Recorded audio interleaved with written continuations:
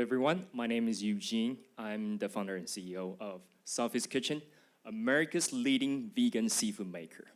Now, when I introduce people like that, a lot of eyebrows will be raised. You know, vegan, seafood, these two words don't really go hand in hand together a lot. This is the problem we're trying to address. Two fishes, one in the back is genetically modified. The front one is naturally farmed. Both fishes are of the same age. The one in the back is 2 times the weight of the one in the front, rely on just 1/3 of the feed. So why was that happening? Well, people understand by 2050, there's gonna be 9 billion people on this planet. Animal protein is not gonna be sustainable. So consumers are rushing to alternative protein. So you saw a lot of companies coming up with a lot of replacements for land animals. But what about seafood? You know, after all, there's 70% of the planet was covered by the ocean. What do we do about it? There's a lot of problems with seafood, in my personal opinion. Allergy, heavy metal, and sustainability. These are just some of the issues with it. And there's tons other more that people aren't aware of. Thanks to my daughter, Sophie, she's 9-year-old right now. She's allergic to shellfish. And that's how she gave me the idea to start this business. We don't call ourselves just food company. We call ourselves food tech companies. You know, we are a company, one of the very few companies in this field that's making meat alternative, that's non-GMO project verified 100% and also with texture. Now, I said that with a purpose. You see, when it comes to meat alternative, consumers are looking for 3 things. Number 1, source of protein. Number 2, texture. And number 3, flavor. Now, over the years, most of the businesses, they are tackling the issue of source of protein. So you see the alternative protein coming from nuts, coming from grains, even coming from bugs. But very few companies are tackling the issues of texture. After all, that's what it gives the alternative meat, really meat texture-like. And that's where our technology is coming to help. We are able to use all sorts of pressure, temperature, even modification and tooling to help potentially, in our opinion, that we can potentially transform any kind of alternative protein flour into a texture-like thing that can be used in the manufacturing of these meat alternative products. And that's the difference we make.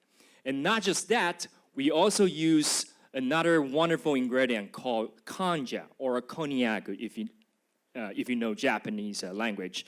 That's a very ancient plant used in Japan for centuries. It's very high in fiber, and we add it to all of our products. Just give it a very nice balance between the protein and fiber, and get the best of both of the world. This is talking about the size of the market. According to Mintel, by 2020, the meat alternative market is going to be $5.7 billion, and with a compounded annual growth rate of 6.4%. Some of the recent investment activities in this field, as you can see, there's tons of money pouring into this sector. Most interestingly is Impossible Foods, with 0 revenue started by a Stanford professor.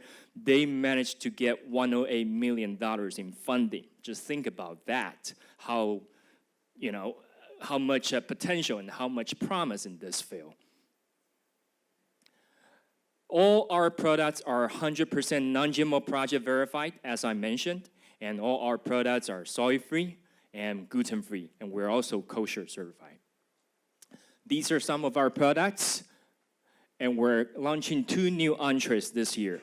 What this will help us is that it will gonna enable us to cross into a much bigger category called ready-to-eat vegetarian meal, and that's a much, much bigger market.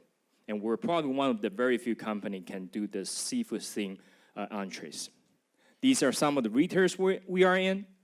And other than myself, we got Steve covering sales, Susan working on PR and marketing, social media. In the future, we are looking towards a European market, which is an even bigger opportunity for us to go after. Thank you very much. And if you have any question, I'm going to be here for 5 more minutes. You said you were going to make ready-to-eat vegetarian meals. Are they going to be strictly vegan, or are you doing both? We're going to be vegan for as long as I'm in charge, you know. Yeah. Well, I'm trying to keep those big boys out of the door, but you know, who knows? But as long as I'm in charge, it's going to be vegan. Yeah. The question is, how highly processed is the vegan seafood? Well, what do you think about soy milk? Do you think it's highly processed? You think it is? Okay. So I think how much processing is going into a product, it varies from person to person. You know, some people, I guess by your definition, probably you're considering only veggies and fruits are really non-processed foods. Then everything else, 99% that's got sold in the supermarkets are all processed foods. I mean, after all, someone got to clean it, someone got to chop it, someone got to heat it. These are all processing, you know. We try to use a lot of what we call physical processing.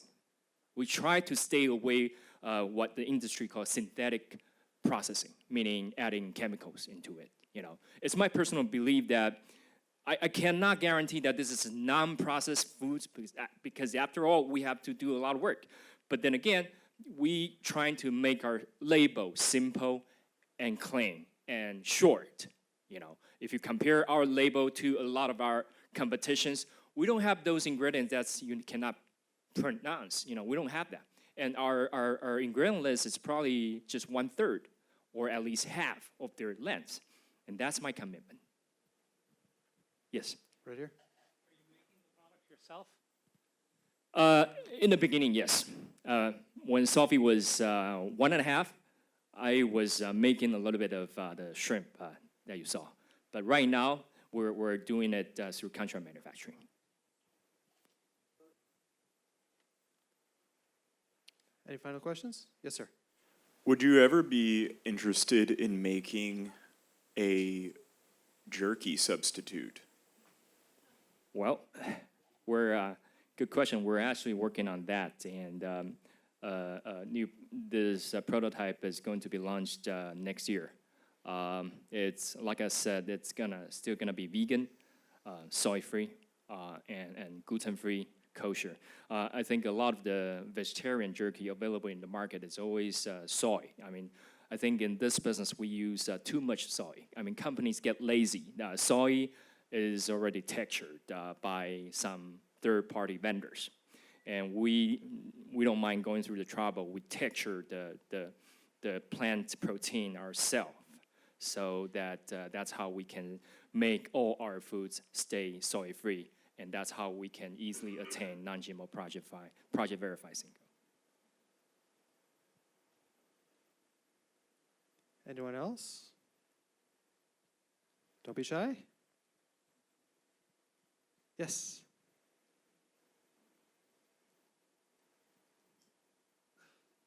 Thank you. I'm always very amazed. So it's vegan fish, and your marketing says like vegan fish, Right. but there's no fish in the product. No. So why do you still call it fish, and why don't you give it another name?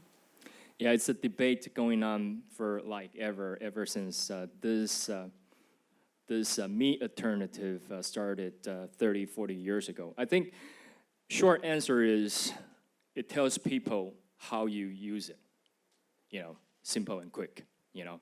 Now, regulators will ask us to use some other names just to satisfy the big food companies or other competitions. But in my opinion, let's just say, for example, milk. You know, the dairy industry challenged soy milk industry about using the word milk. for so many years. But do people really get confused with that term?